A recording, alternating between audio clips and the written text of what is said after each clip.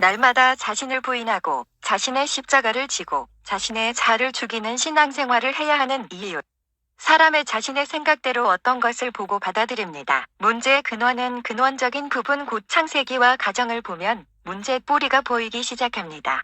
창세기에서 마귀가 아담과 하와를 어떻게 미혹한지에 대해 정확히 이해하면 마귀가 어떤 식으로 미혹하는지 상세히 알게 됩니다. 왜냐하면 항상 마귀는 이와 같은 방식으로 계속 미혹해왔고 마귀가 불못의 영원한 심판을 당하기 전까지도 앞으로도 같은 방식으로 미혹을 할 것이기 때문입니다. 하나님께서 아담과 하와에게 선악과를 먹지 말라고 했을 때 하와는 하나님 말씀에 제대로 병청하지 않아 마귀가 자신의 이론과 논리로 하나님 말씀인 것처럼 포장하여 하와에게 되물을 때 하나님 말씀을 자기식대로 이해하고 있었고 마귀는 그 틈을 이용해 자신의 이론과 논리로 하나님 말씀을 변질시켰고 하와는 마귀의 말을 예수님처럼 하나님 말씀으로 대항한 것이 아니라 마귀의 말에 경청하여 마음에 이미 선악과를 따먹고 행동으로 옮겨 범죄하였습니다. 여기서 알 수 있는 것은 아담과 하와가 범죄하기 전에는 세상의 지혜 곧 마귀로부터 온 지혜는 없었고 하나님의 지혜만 존재했습니다. 그런데 마귀로 인해 세상의 지혜가 들어왔고 그 세상의 지혜는 하나님의 말씀을 변질시키고 대적하고 하나님의 말씀을 어리석게 보이게 만들고 하나님 말씀대로 순종할 수 없게 만들고 스스로 지혜롭다고 여기게 만들어 교만하게 하여 진리인 하나님 말씀에 경청하지 못하게 만들고 한 귀로 듣고 한 귀로 흘리게 만듭니다. 또 인간 스스로 자신의 눈에는 옳게 보이나 필경은 사망의 길로 가며 선과 악을 하나님의 말씀의 기준을 가지고 분별하는 게 아니라 마귀로부터 온 세상의 지혜인 지식과 경험으로 선과 악을 인간 스스로 분별한 것입니다.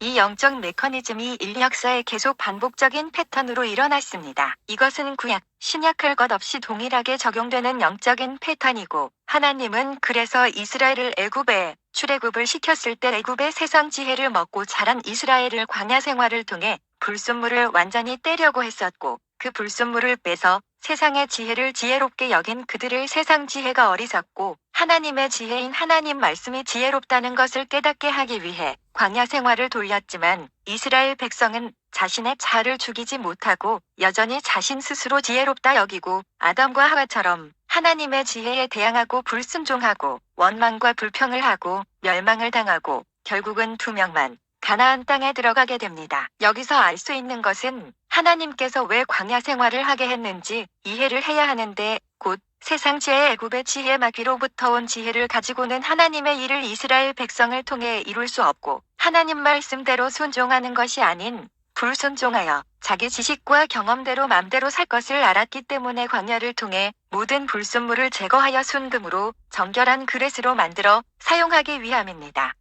그런데 이처럼 자아에 죽이지 않고 신앙생활을 하는 자들이 광야 생활 때만 있는 것이 아닌 오늘날에도 역시 똑같다는 것입니다. 여전히 세상 지혜 마귀의 지혜에 근거한 것을 죽이지 않고 광야 생활하던 이스라엘 방식대로 신앙생활을 하던 자들이 오늘날도 동일하고 그래서 예수님은 마귀로부터 온 세상의 지혜를 자기 자신이라고 여기는 것을 자기가 아니라고 부인하고 자신의 십자가를 날마다 지고 따르라고 하고 예수님의 십자가의 죽으심과 연합하여 자신의 옛자아는 죽고 예수님의 부활과 연합하는 새로운 피조물로 태어나게 하는 물의 침례로 그리스도와 연합하는 그리스도의 옷을 입고 날마다 사도 바울처럼 세상의 지혜에 근거한 것들을 성령으로 죽여나가는 신앙생활을 해야 하는 것입니다. 예수님은 하나님의 말씀을 의지하지 않고 세상 지혜를 의지하는 자들을 영적 소경이라고 말했지만 그들은 자신의 눈으로는 스스로 지혜롭게 여겨 자신의 영적 소경이라는 것을 깨닫지 못하고 교만했으며 자신의 지혜로 예수님을 판단했고 결국은 성령의 일을 마귀의 일이라고 말하는 성령 회방죄를 저질렀습니다. 또 그들은 자신 스스로 지혜롭다고 여겨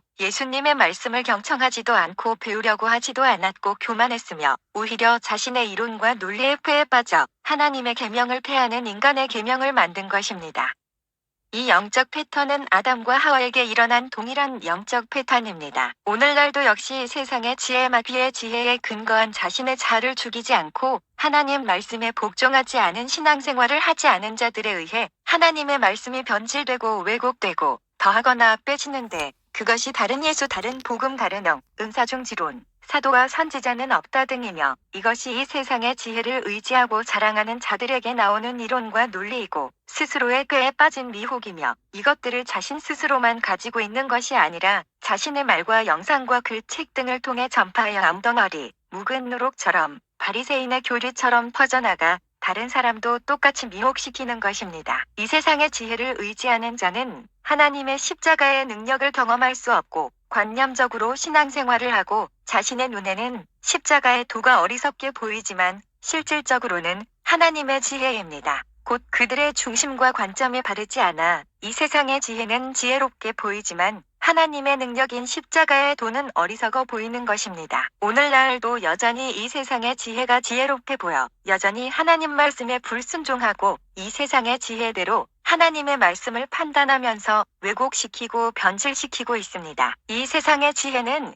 이론과 논리로 포장돼서 진리처럼 보이지만 거짓인 물질만능주의, 은사중지론, 진화론들입니다. 왜 하나님 말씀에 순종하지 않을까요? 그것은 하나님 말씀보다 세상 지혜를 더 지혜롭게 여기기 때문입니다. 세상 지혜대로 사는 것이 옳다고 여기기 때문입니다. 또 세상 지혜대로 살 때 자신에게 유익하다고 믿기 때문입니다.